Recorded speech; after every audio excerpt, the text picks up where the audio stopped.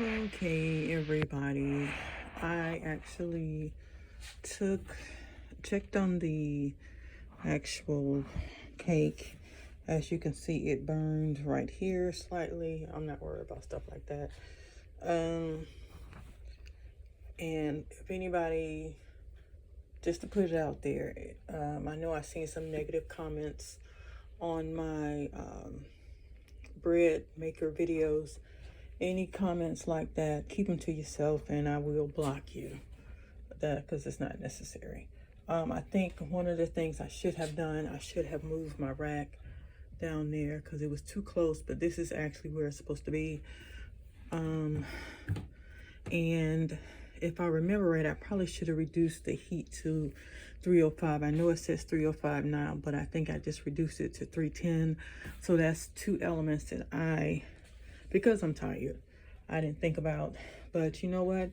It's done. I actually put it back in the oven I set it for 10 minutes, but as you can see, it says 5 minutes and 12 seconds. And I reduced it from 310 to 305, which is what I probably should have baked. Anyway, because these ovens, they do bake a little faster, and the technology is different. Because the last time I made this, it came out perfect. I'm not worried about it that it overflowed. That doesn't bother me. I mean, it's mine. I'll do a do-over in another video. The taste is great. As you can see, my little toothpick, it came out clean. That's why so many holes, because I was like, oh my gosh. See? That's clean. And when I first seen it and I start seeing it burn, it was at 29 minutes.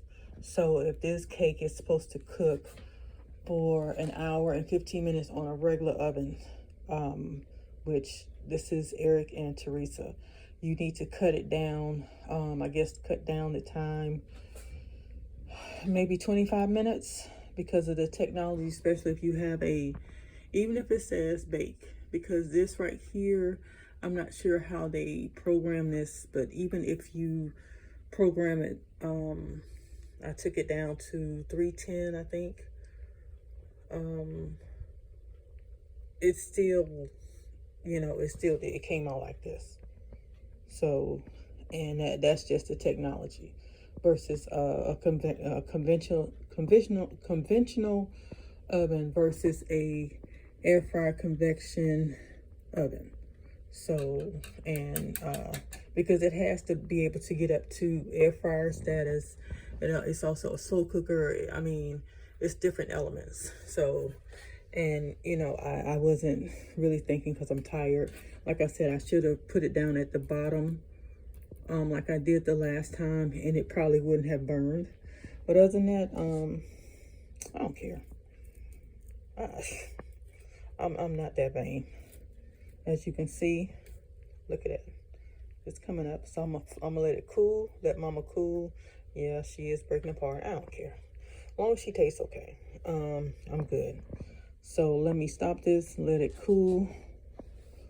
And then we'll come back and I'll make the cream cheese frosting. Like I said before, you come for me about my cake, pray for me.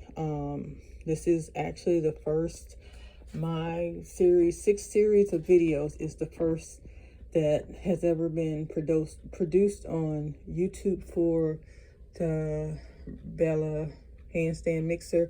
So I'm pretty proud. I'm proud of how it came out. I just have to watch my settings, and I mean, that's normal.